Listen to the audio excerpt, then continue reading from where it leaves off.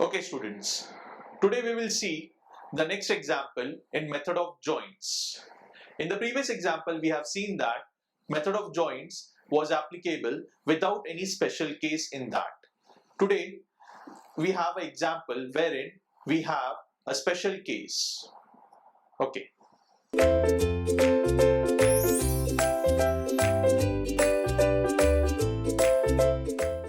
So now you can see that in this example I have this truss. There is a load of 1000 Newton resting against this truss. What I need to do is I need to find out the force that is acting on the truss. So for that what I need to do is I need to resolve this force. You can see that the force of 1000 Newton, that is this ball which is there, the force will be acting vertically down. That will be like this, 1000 Newton force. Now this ball is resting against this member AB and BD, that is exactly at joint B. I need to find out the component of the weight that is acting at joint B, that is the force acting like this. So for that what I need to do is I need to solve this. So to do that what I'll do is I'll draw the FBD of this ball. Now to do that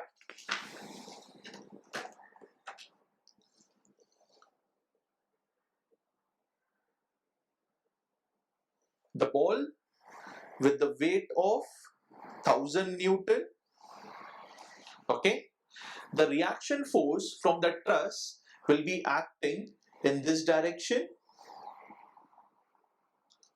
okay. The reaction force from the truss will be acting in this direction and the tension in the cable FG will be acting along this line.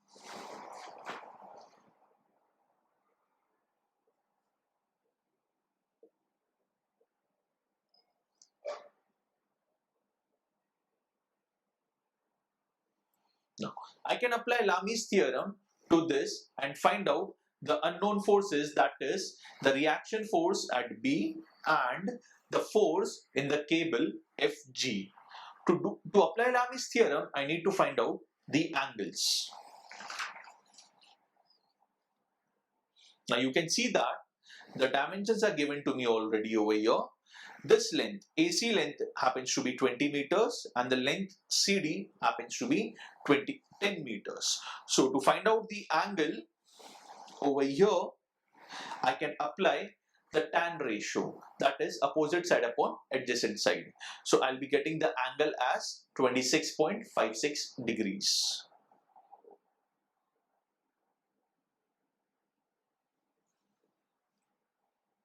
I'll just write it over here.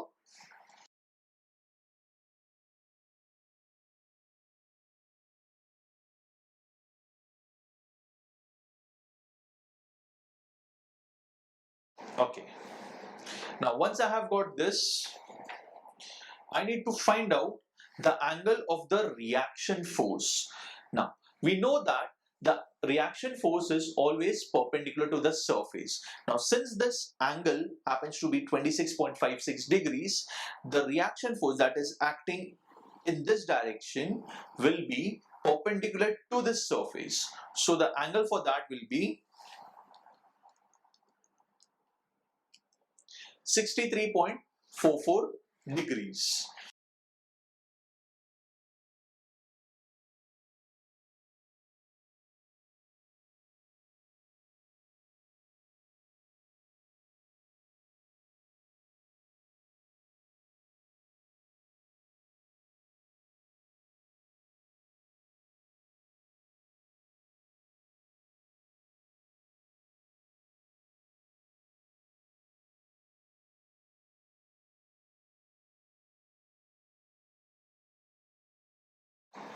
I've got the reaction force at P as 894.4 newtons. Now I can take this force and apply it on the truss as an external force.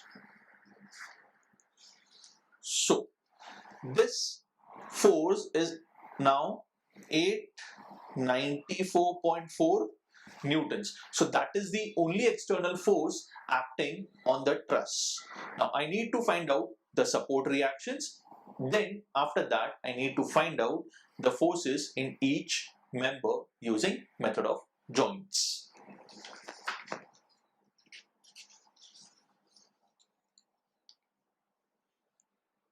But one thing that we have forgot is to find out whether the truss is stable or not. Now, to do that, we remember the formula, that is m equal to 2j minus r.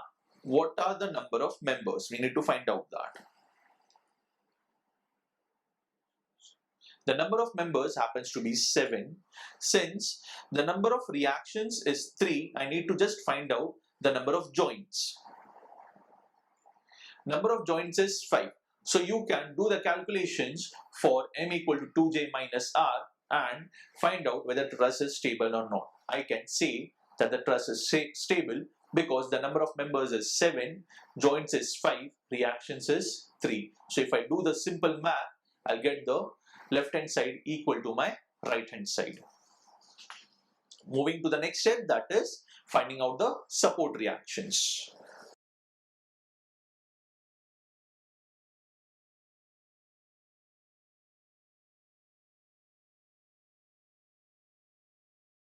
You can see that I have a horizontal force over here, vertical force, and a vertical force at this point. Basically, these are my reactions. So this is HA, VA, and VC. What I need to do is I need to resolve this force along the X direction and the Y direction. Okay. I know that this angle is 26.56 degrees.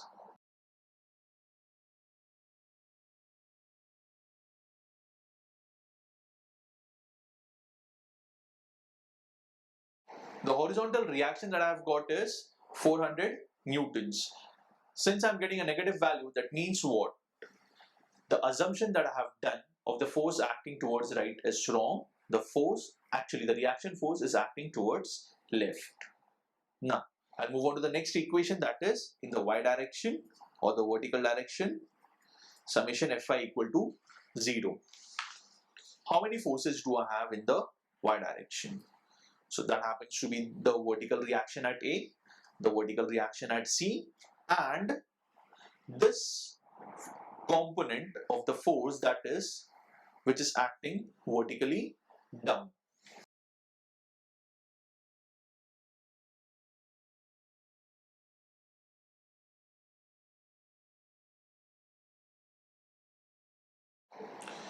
In this, I'm not taking the force of 1000 Newton in the y direction. The reason for that is I have resolved the forces, and the force that is acting on the truss, actual force acting on the truss, is 894.4 newtons. So that is the reason I'm not taking the 1000 Newton force.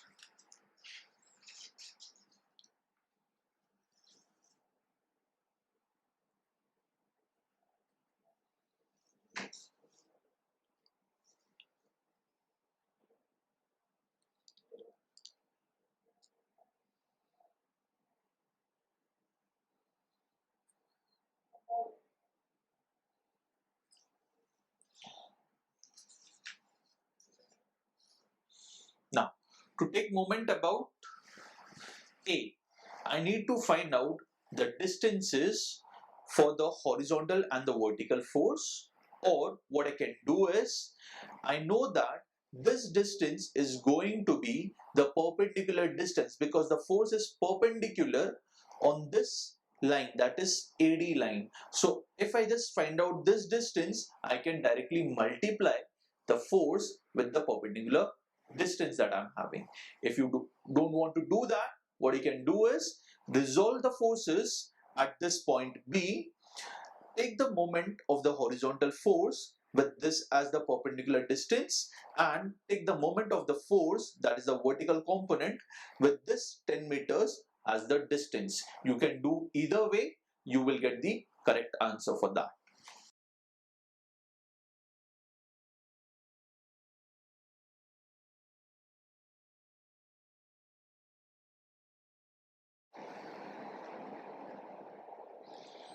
Now you can see that I have got the distance for AB as 11.17 meters. That is this distance. So I can take that distance and multiply the force value.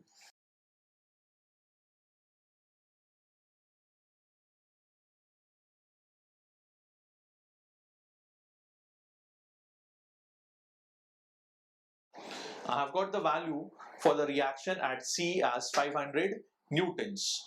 If I put this value in this equation, I can find out the value for VA also. So I'm getting the value as 300 newtons. Since both the values are coming out as positive, that means my assumption that the reaction force acting upwards is correct.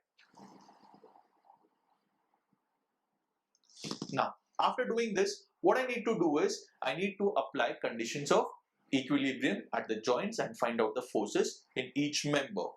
But before that, I'll just go through the sum and find out whether I can apply a special case in any of the joints. Now, by observation, we can say that joint E, I have a force AE and EC which is collinear. Now we have seen that the special case wherein if I have a force, collinear forces, and there is one member or one force passing through the joint, that means that has to be a zero force member. So I can directly say that at joint E, if I apply special case, BE will be a zero force member. Similarly, I have also seen that if there is a free hanging end wherein I don't have any support or any force acting at this joint, so the force in the member BD and CD will also be zero. So I can directly write that BE is a zero force member, BD is a zero force member, and CD is also a zero force member.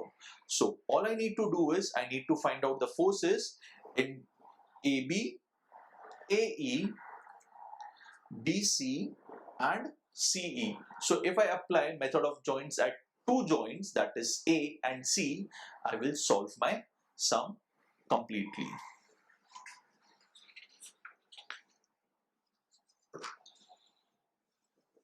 So I'll just write method of joints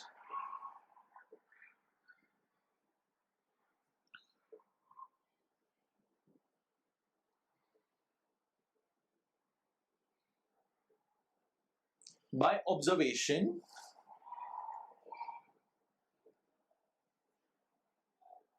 special case at joint E.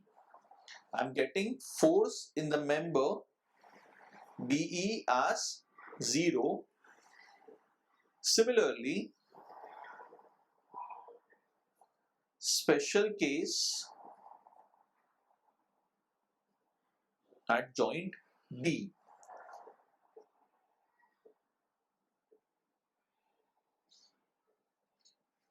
I'm getting these two member forces as zero force members. Now, the next thing I can do is I can apply method of joints at any of the remaining joints. So, it could be A or C. I'll start with A first.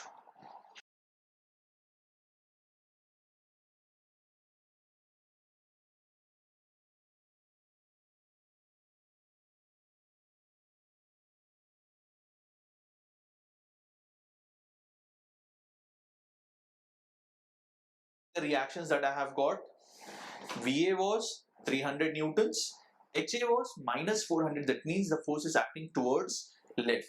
So I have drawn the force acting towards left. This is 400 newtons and this is 300 newtons. Now what I need to do is I need to resolve the force AB. So this becomes my cos component and the vertical one becomes my sine component. Applying condition of equilibrium.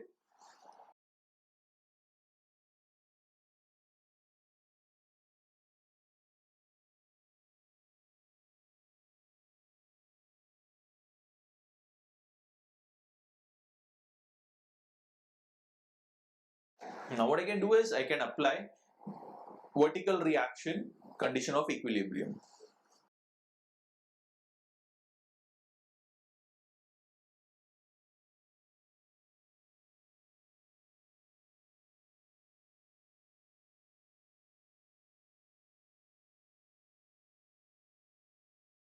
I've got the value for AB as 670.9 newtons. Now similarly, if I put this value in this equation, I'll get the value for AE.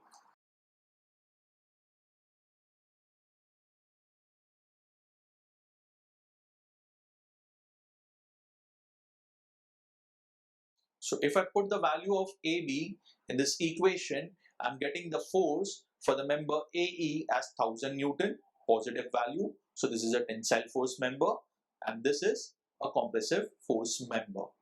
So I have got the values for AB and AE.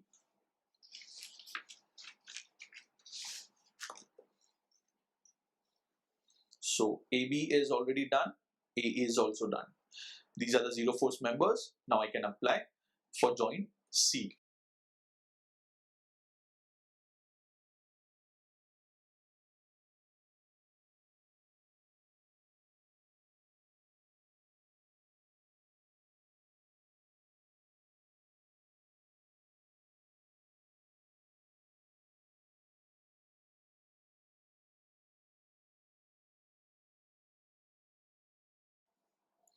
The angle at this joint C will be 26.56 degrees considering the symmetry of the triangle ABC.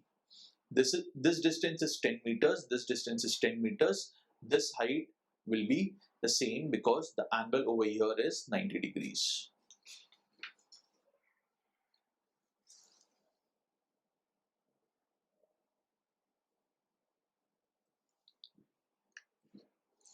Resolving this force BC along x direction and y direction, the horizontal component will be cos and the vertical component will be sine.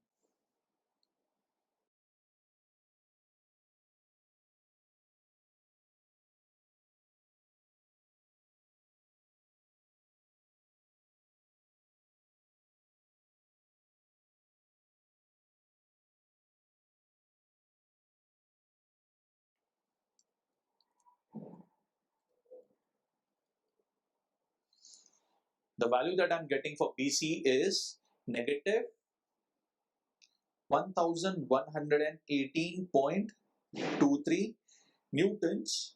I will write it as a compressive force. Now what I can do is I can substitute this value in this equation to find out the force in the member CE.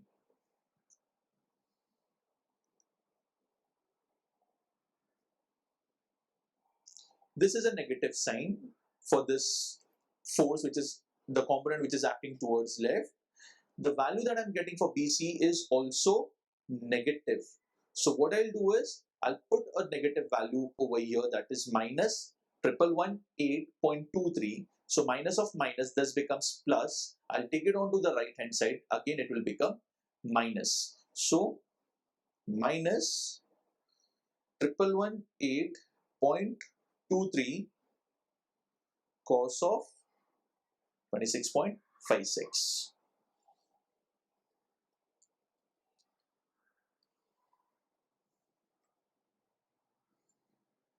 So I'm getting the value for CE to be as 1000 newtons. I got the value for BC as 1118.23 newtons. A tensile force and a compressive force. Now after doing this, all I need to do is tabulate the results.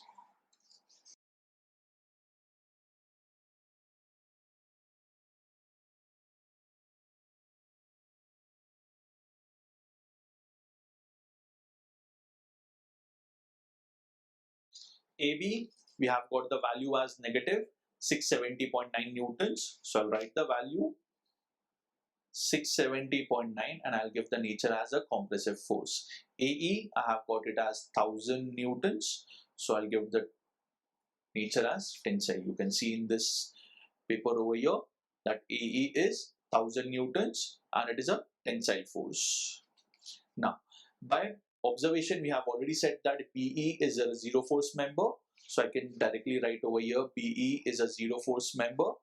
Similarly, BD and CD are zero force members.